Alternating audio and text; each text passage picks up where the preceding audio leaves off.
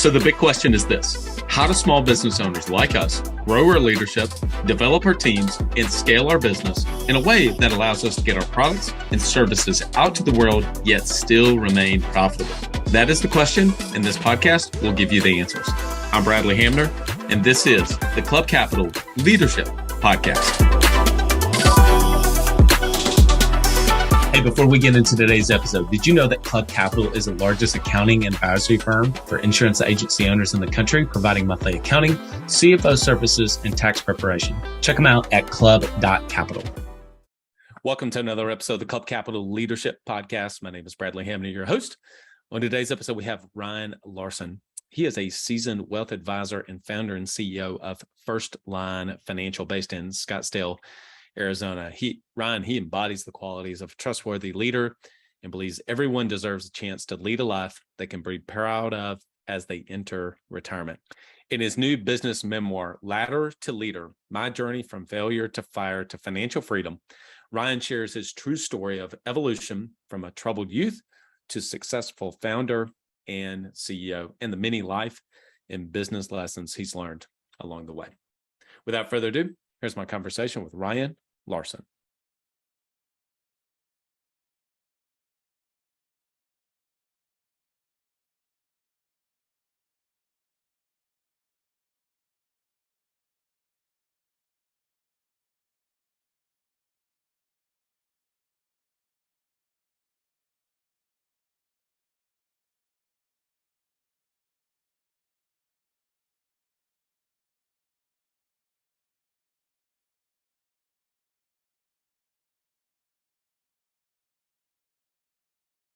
Have you ever tried online marketing before and weren't sure if it was working? Maybe your rep talked about all the impressive features and stats and said things were going great, but you didn't know how all that tied into raw new policies written. Well, that's not the case with DirectClicks. DirectClicks is the premier Google Ads and SEO option exclusively for State Farm agents. Why? They're 100% results oriented with an exclusivity guarantee. Every review call you have with your account manager focuses on what really matters to your business, and that's leads and call-ins received. Everything will get broken down to cost per lead received. By investing with DirectClicks, you're going to free up time and energy to focus on what's most important in your agency and doing what it is you do best. This will be the best investment you make for your team by spending confidently and scaling your agency today with exclusive online marketing partner, DirectClicks. Visit us at directclicksinc.com. Ambition is the first step towards success. It's time to level up your agency. And Coach P Consulting will help you do just that by using the same strategies he used to sell over 700 life insurance policies in 2021 alone. Now, this is not your regular one and done type coaching. You'll get personalized coaching 2 days a week, every week of the month, and you'll get a live look behind the scenes of his team training and an office that's performing at the highest level. There's a reason Coach P Consulting is the fastest growing coaching company for insurance agency owners in the country. Coach P will train your team alongside his own and show you the exact steps they're taking to achieve Chairman Circle, exotic travel, and multi-line presence club, and be one of the few agents to be selected to have a third office. So whether your goal is to be at the top of your local market or amongst the best in the country, this training will give you the strategies and the tactics to get there. For just $250 a month, you'll get high-level coaching each week from someone who is already getting it done at that level, and his strategies work, and it's time to put them to work for you. Sign up at coachpconsulting.com and get your first full month for free when you mention the Club Capital Leadership Podcast. Ryan Larson, welcome to the Club Capital Leadership Podcast. Thank you, Brad. I appreciate it. Excited to be here. Excited to have you. So we always start with background and origin story. And in preparing for the podcast, I think you just have a really fascinating story that I think a lot of people are going to be able to connect to. Maybe not the specifics, but I think a lot of people have a very similar story to yours. Why don't you just take us back and kind of tell your journey? Yeah, we definitely all have stories, don't we? My story is a little bit different. I kind of was raised in a large family. My parents, blue collar workers. Dad was in the Air Force. Mom worked as a cashier, still to this day, just providing for us 4 kids. And it was, we didn't have a lot of money, but, my parents did the very best with what was coming in the door. They always tried to sacrifice for the betterment of the kids. And I think that's what I learned with having two kids now, is just, to make those sacrifices to make sure that you're doing the best things that you can for your kids. With that being said, we moved. I'm a native to Arizona. I moved to, I was living in a duplex. I'll back up. I was living in a duplex, so I was sharing a house with another family when we were growing up. We got the opportunity to buy a home in Chandler, and really that's kind of where my footprint began. Um, you know, through my elementary school days and junior high and high school days. So coming out of high school, I didn't really know what I wanted to do, and I was a good athlete. I was hoping that wrestling would take me somewhere, which it did not, unfortunately. And my grades weren't there too. I was not the best kid. I should, well, I wasn't the best kid either, but I didn't have the best grades growing up as a kid also. Mm. And yeah, just kind of limited myself with getting into trouble and not having those, grades academic wise. I was fortunate to come out of high school and find my passion pretty quick, which is becoming a firefighter. And the Mm. way that I found that was I was working at Home Depot as a cashier, and there was actually a incident where a young gentleman started a fire in the paint aisle, and that thing erupted, and there was a mass exodus of the building. And that's where I sat in the parking lot and was in awe of watching this Home Depot just go up in flames. Mm. And it was right there where I kind of, something clicked, and I was like, man, I think I know what I want to do with my life. And I went home, told my parents I was out of a job, but I think I knew my direction, and I followed that for the next couple of years. And then I was fortunate to get picked up with a couple different Valley fire departments. And yeah, I've been a fireman for the Phoenix Fire Department for about 21 years now. Mm. So it's been a really good career, and learned a lot for sure. And I transitioned into my other passion, which was investing. And I started my own financial firm about 5 years ago, but I've been in this business for about 10 years now Mm. as a financial advisor. Did, when you became a firefighter, had 9/11 happened at that point? It was interesting because I was a booter, a rookie firefighter, and I was actually at the station the day of 9/11 when the Twin Towers hit, when the planes hit the Twin Towers. I was actually mopping the floor, and the chief came out into the day room, and he requested everyone to take a seat on the recliners. And as a booter, rookie fireman, you're not supposed to do that. You're supposed to, just stay busy throughout the whole day. Well, the chief was very insistent on us sitting down and watching what was unfolding. And yeah, we sat there for a couple hours while both towers came down, and many of the uh, fire departments, New York fire agencies, Hmm. essentially um, trying to help and save people during that day. So it was a very proud day for me to be a firefighter. Obviously, it was a very tragic day for for the country. Yeah. Yeah. Even looking back on that moment, you're seeing that Home Depot. I mean, it's, I certainly hope that everybody, was okay in that. But that, for a lot of people, is, I mean, seeing a building of that size obviously catch on fire would have been, I mean, certainly a sight to see. But I think it's really interesting that obviously that happened in your life, for you to be able to see that as a moment to say, man, look how these people are handling this, and to actually see Yes. that's the moment that the rest of your life was actually really changed. That's for me, I don't know if there was ever really moments along the way, like a specific thing, an event that happened in that way. Right. I think for me, it was a slow things I was getting exposed to along the way. I don't remember the moment I first listened to a podcast myself, right? Yeah. I don't remember that. I was like, what is a podcast? I mean, I have no idea.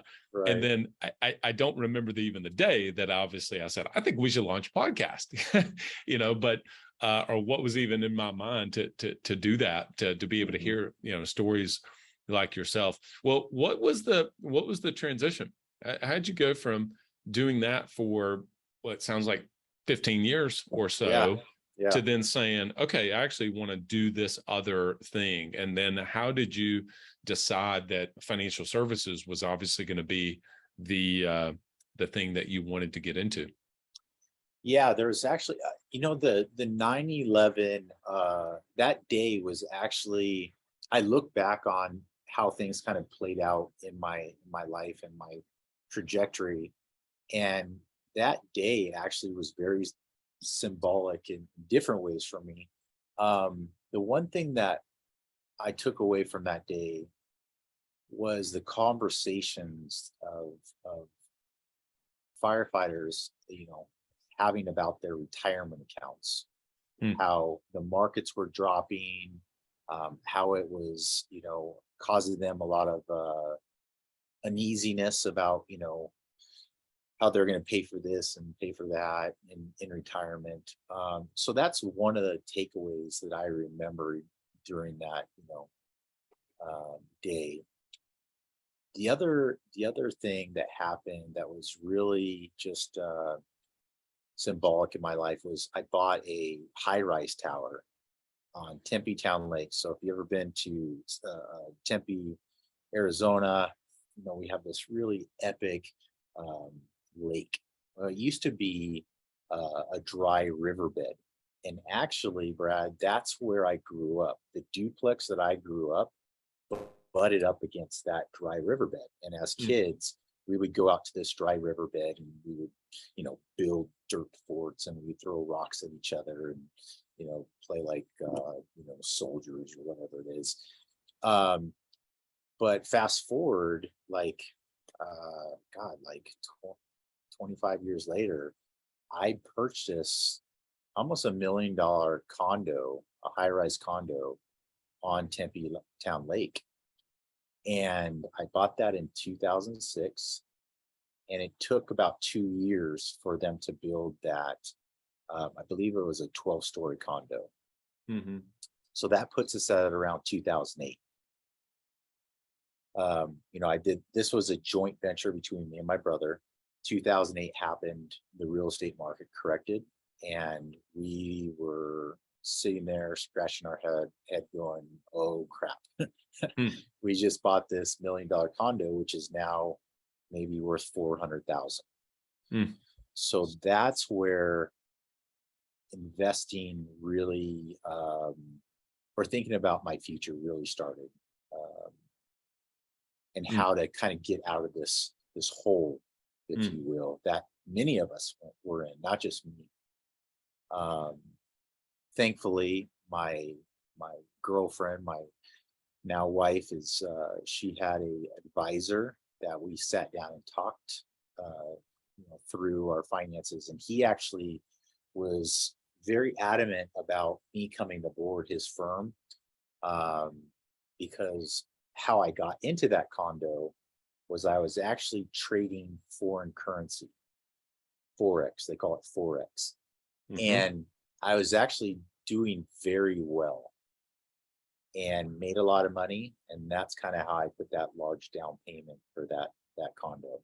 Uh, Well, when the markets went down, people lost a lot of money. I lost a lot of money, and I was scared to continue to trade forex because I just didn't have the cash flow. yeah. Um, Yeah. so that's where the financial, stepping into the financial advising arena really started, with that financial advisor. Um, who I sat down with to talk through my own finances. I think it was Warren Buffett that said, only when the tide goes out do you see who's been swimming naked. I think that's Yes. him. I may have that quote a little bit wrong, but that's true, right? Because everybody's happy. Everybody's happy when market's going up, maybe not even the stock market, maybe just in your business, the market dynamics in your area for your agency, your financial service, people are coming and you through no doing of your own. What I think is, what I hear in you're saying is that you had to pay an incredibly large dumb tax to have Yes. to learn 100%. my own hubris of thinking I can do no wrong. Yeah. We bought one of them. Let's go buy a second one, right? I think that is really valid for a lot of people, because if I could go back and rewind the 3 biggest financial mistakes that I've ever made, I'd be worth a lot more money. I'd have a lot more money. Right. And so I was just talking to Micah about this the other day, is that I think that so often, and you can certainly speak to this from your financial services background, that we are too often in our businesses and in our finances and our retirement plan, we're looking for these home runs. Maybe we're hoping for a grand slam. I'm hiring 3 people. They all need to work out. Okay, Yes. well, they might. But so often we're better suited to avoid the big losses. If we could just avoid big losses along the way, instead of trying to hit big home runs, we'd be well suited. Your thoughts? Yeah, that couldn't be more accurate in my mind, especially right now. And, you know, as an advisor, we see a lot of clients, facing whatever market downturns, but advisors don't, I guess, break down their own walls to the outside world. And so maybe what I could share, Brad, that is a little bit of value for your listeners is in 2020 and 2021, I made a lot of money. I think a lot of people made a lot of money. And I think it was nearing fourth quarter of 2021. And I told my wife, I said, Kate, all our positions, all our holdings are green, which means they're all in the positives, right? Mm-hmm. And so what I did is I took a lot of those profits and I put everything in cash. Are you an agency owner looking to grow your revenue, increase your bottom line, and better manage your taxes? Club Capital is here to help. Club Capital is the largest accounting and advisory firm for insurance agents in the country, providing monthly accounting, tax strategy, and CFO services. Way more than bookkeeping and your everyday run-of-the-mill tax prep, Club Capital is focused on providing financial and tax advisory services that help you plan and forecast your agency's performance. Their financial dashboards and agency forecasting tools help you better understand your agency's historical performance, create and measure future targets, and see how your agency compares to your peers around the country. Imagine what it would be like to understand the impact to your bottom line when deciding to hire a new employee, or forecast the impact rate changes or commission rates will have on your business. With over $200 million in tracked annual revenue and $140 million in tracked annual expenses, Club Capital has the data and the team to help you make better informed decisions for your agency. They will help you turn that back office stress into the backbone of your agency's success by giving you the tools to take your agency and your leadership to the next level. Visit club.capital today to book a solution overview with one of our business consultants. Club Capital, way more than a CPA firm. And I was thinking to myself, I'm like, okay, well, I could sit in cash and, my money's really not making anything. And I could wait for a dip or whatever it is, and then come back in. And so what I'm sharing with you is I was trying to be smarter than the market, right? So what happened is I was like, wait, I'm young. I have a long-term approach. And, essentially my portfolio should be tilted towards risk. So what happened is I reinvested in late uh, 2021, quarter four, Q4, and what happened in January, you know, 2022. Well, that's when Russia invaded Ukraine, markets dropped, right? So just because we could be really profitable one moment doesn't mean we're smart and we can't subject ourselves to losses the next moment, right? Mhm. And that's what happened even as an advisor, right? I was doing extremely well, made a lot of money, but I'm like, well, maybe I could continue to get this right and make more money. And sometimes we're greedy and we Yeah. try to hit those home runs and we don't need to. If I would have just sat in cash because I knew everything's was very high, I mean, a correction was inevitable, right?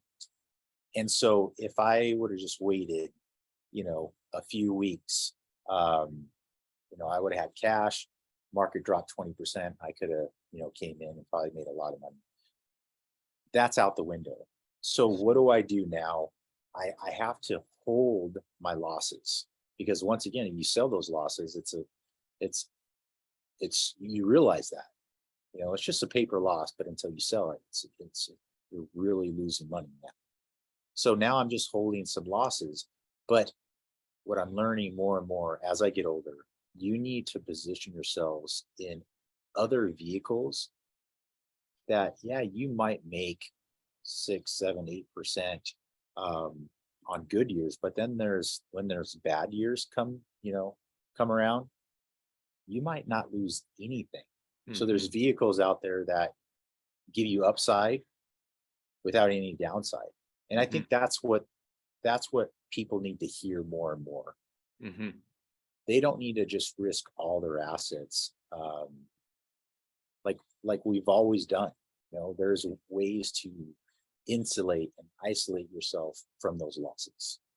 I also want to just say that you telling that story about yourself, I was on a call this morning with 11 other business owners, and this topic came up not around uh, personal investing, but it was this idea of we'll do all of these things, preparation for our clients.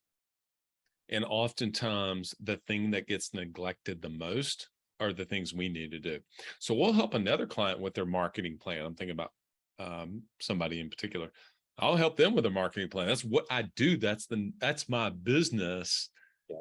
Oh, maybe I need to actually work on the marketing plan for myself too. And I don't think that that's being disingenuous. I think it's trying to put the best foot forward for your clients. But sometimes we've got to be able to look at it ourselves. And so for you to be a financial advisor, it's like, okay, I got this client meeting, got this client meeting, I got a prospect meeting, I've got to build all these things for them. You're spending all that time to say, wait a minute, I need to actually think about this, for myself along the way as well. Because I know there's a lot of people listening to this, really smart around their financials. I mean, that maybe they manage them themselves, or maybe they're just very familiar with the stock market. And then there's other people that go, I don't know anything about that kind of stuff. I don't know the difference in a stock and a bond. Okay, that's okay. That's okay to do that.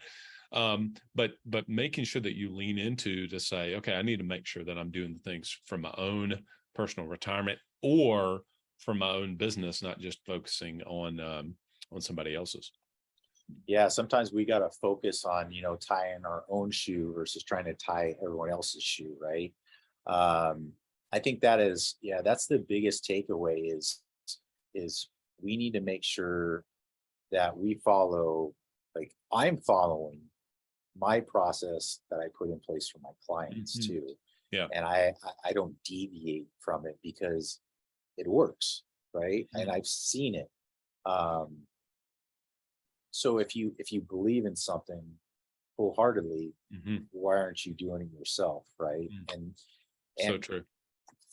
right now I'm 44, and with the processes that I have in place, I mean, and kind of how we design portfolios and using different vehicles, I mean, gosh, I mean, a lot of our clients are positive year to date, which speaks volumes And I should lean into making sure my own personal portfolio is aligned with what I believe in, Mm-hmm. what I'm putting in place for my clients, and being an advocate, you know, for the client as well. So Let me ask you this: what are some of the maybe two or three biggest lessons or principles that you learned and but have been able to pull from being a firefighter over into your own business? that's a great question. I think the biggest thing for me is just being a good listener first. Hmm. Um, we go on a lot of calls, and we have like some like intake forms or EMS forms, and we need to make sure that we're listening, using our ears, and that's going to give us clues of what could potentially what the client could potentially have going on with their situation, right? Mm-hmm. Medically, that is. And I think the same holds true in the financial arena, right? I think we need to stop doing so much talking and spend more time listening, gather information on whether it's goals or concerns, what they want from their retirement, because that is going to allow us to um, build a good retirement plan. So I Mm-hmm. think the biggest takeaway is just being a good listener, uh, first off, and then I think just being a good communicator as well.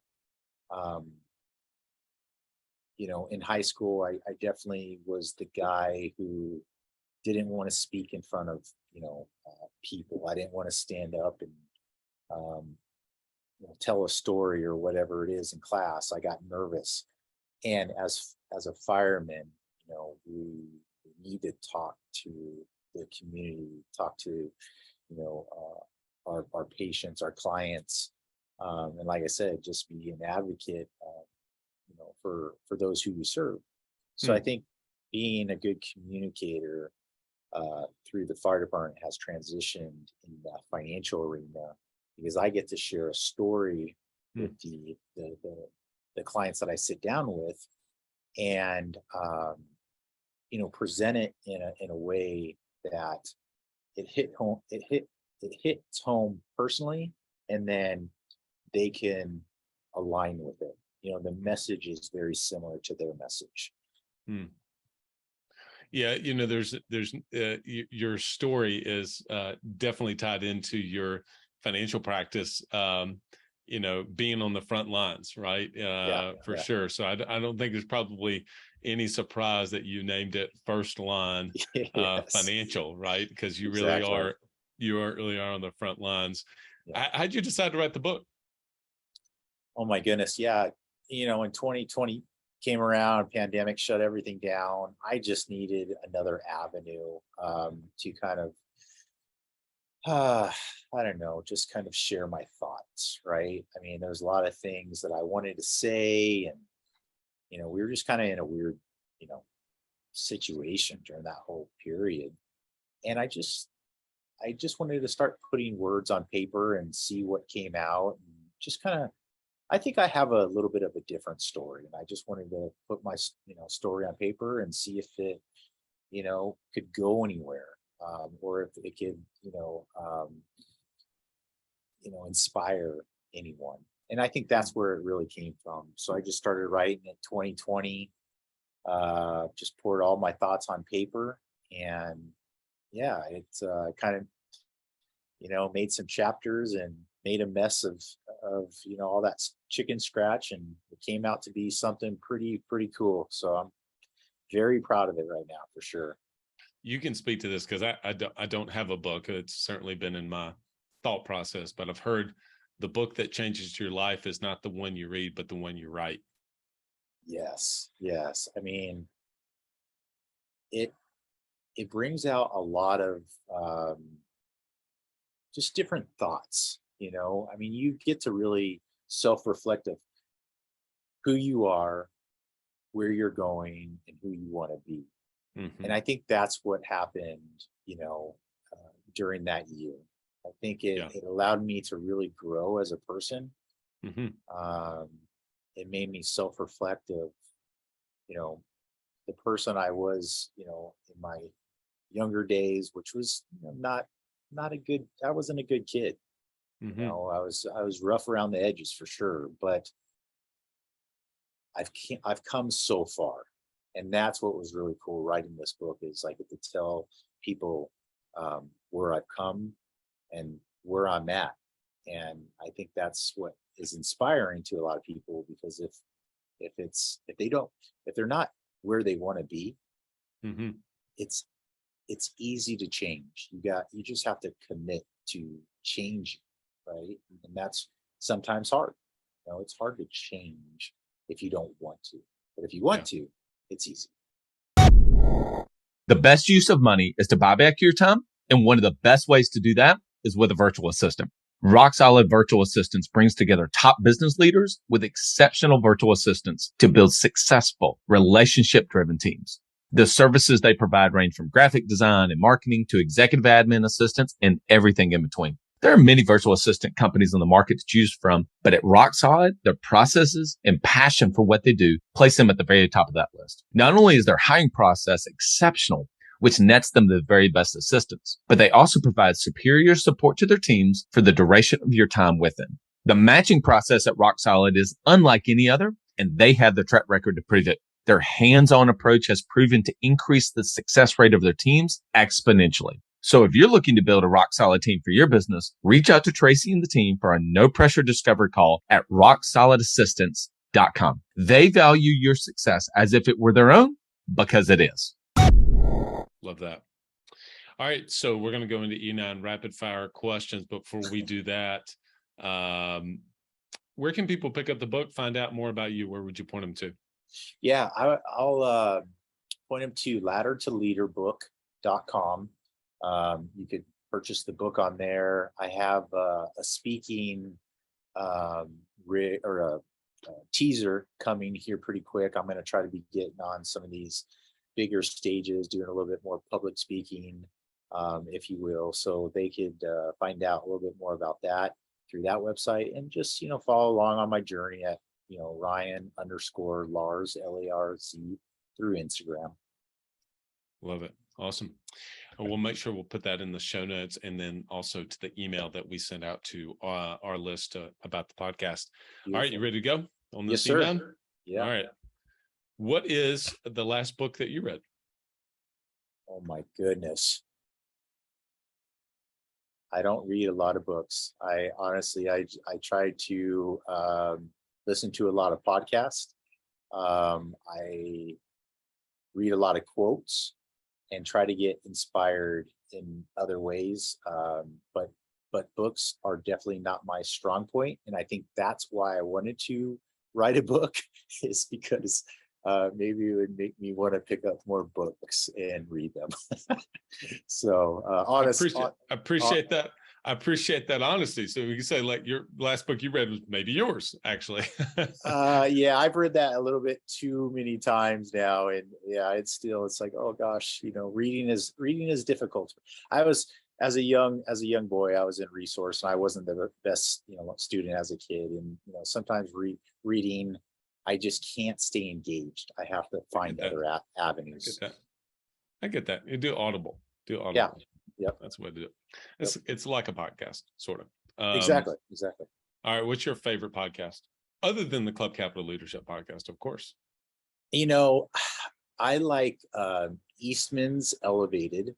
It's a hunting podcast. I'm a big outdoorsman. Oh, okay. Got it. There's a gentleman, Brian Barney. He just talks about the great outdoors, and how your mindset can really define being a successful bow hunter versus coming home to your family without any meat. I love it. Mark, if you're listening to this, Mark is a buddy of mine. He listens to the podcast. Then you need to listen to that podcast he just recommended. He knows who he is. Yeah. All right. Your favorite travel destination? Oh my goodness. I'm gonna go Kauai. And the reason why is because that's where me and my lovely wife got married on the beach, and we have two kids now. And yeah, we have it kind of in the books right now to take our kids there next year. So it'll be we just love Kauai. Just a beautiful, beautiful place. Yeah, very cool. What's your favorite quote? Oh, man, you're putting me on the spot here. That's the whole point. That's Yeah, the I whole know. point. That's the point of the Enon. When we don't want people to prepare. People ask me, you need to send these questions beforehand. I'm not sending the questions beforehand. I'm gonna I'm gonna quote something of my own, um, that I kind of put out there. The quote goes, "There will be people out there who will support you at your worst and hate you at your best." That's true.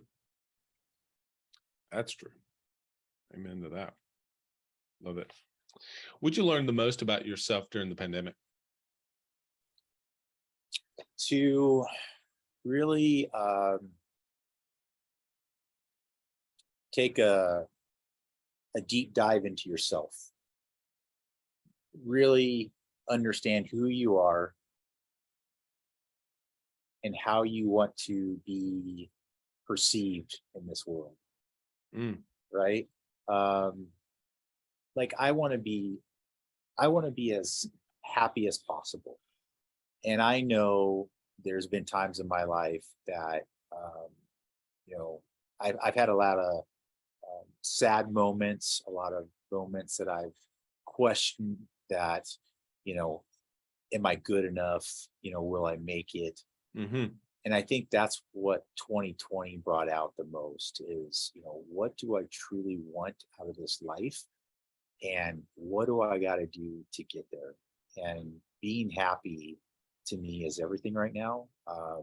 So whether that's talking to someone, spending time with your family, more spending time with your kids outdoors, whatever it is, um, to make that happen, that's really my takeaway from 2020. All right. 30-second answer is going to be tough. Crypto, yay or nay? I would say nay right now. Fair enough. Yeah, it's a delicate subject for sure. Crypto is one of the things I've dabbled in, and I just think, yeah, it's been beat down a lot. I think there could be a lot of upside, but with the way the world is, the economy, I just think there's too much risk on the table, and you got to tread lightly in this market. 10-hour flight, you can sit next to anyone dead or alive. Who would it be? Oh my goodness. I'm gonna I'm gonna sit next to Johnny Cash. Johnny Cash. Okay, that's a great. Yeah, Nobody's ever answered it with a yeah. musician, actually, let alone Johnny Cash. That's great. I love it. When I think you well, actually, I'll tell you what. I'll ask a different one. What's your biggest pet peeve? Hmm. Procrastination.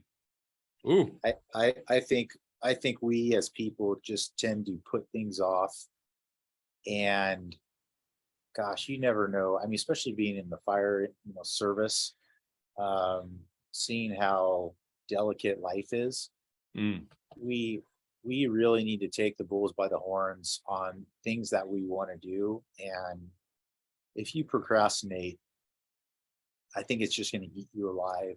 And you might resent yourself for not doing the things that you truly desire to do. oh, love that. That's good. All right, last question. It is the Club Capital Leadership Podcast. What's the best piece of leadership advice you've ever received?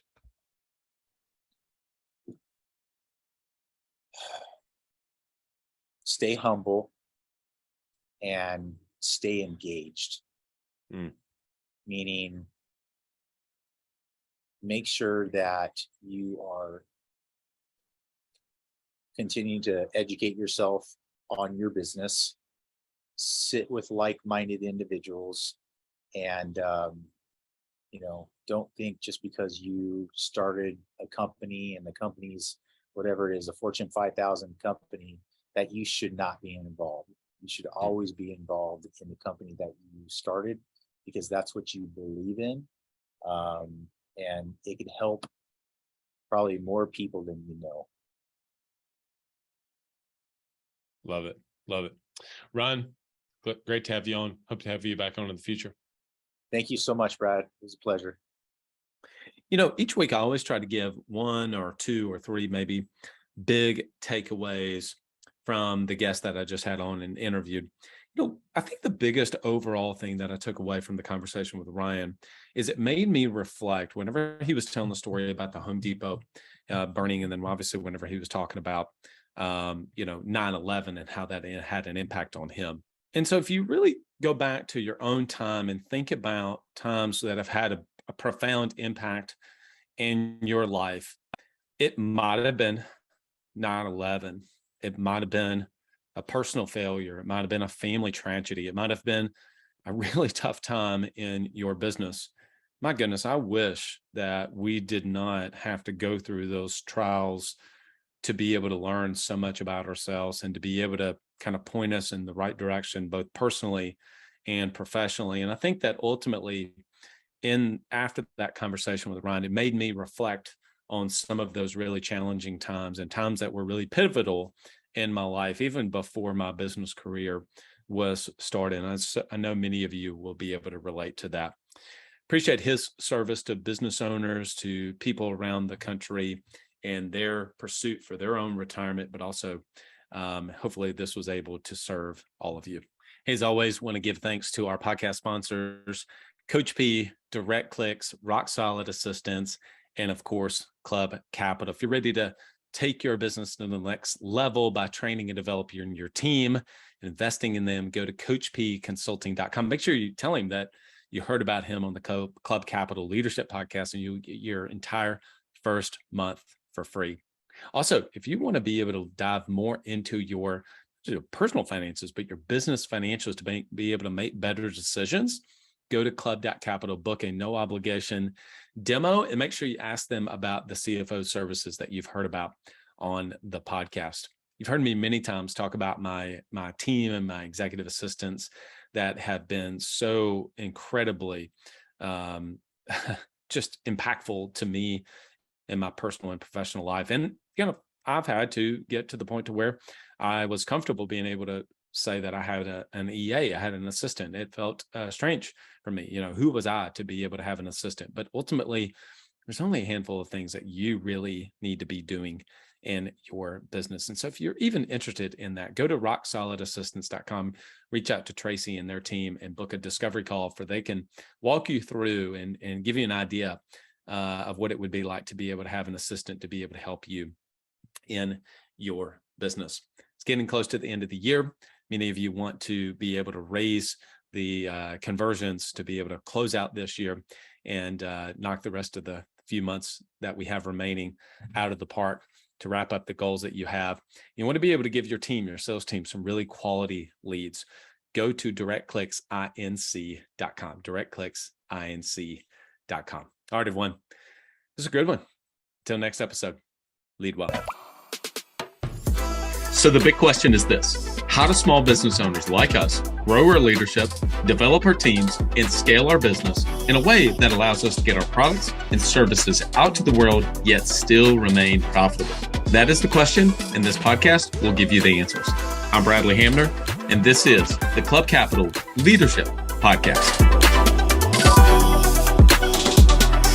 Hey, before we get into today's episode, did you know that Club Capital is the largest accounting and advisory firm for insurance agency owners in the country, providing monthly accounting, CFO services, and tax preparation? Check them out at club.capital.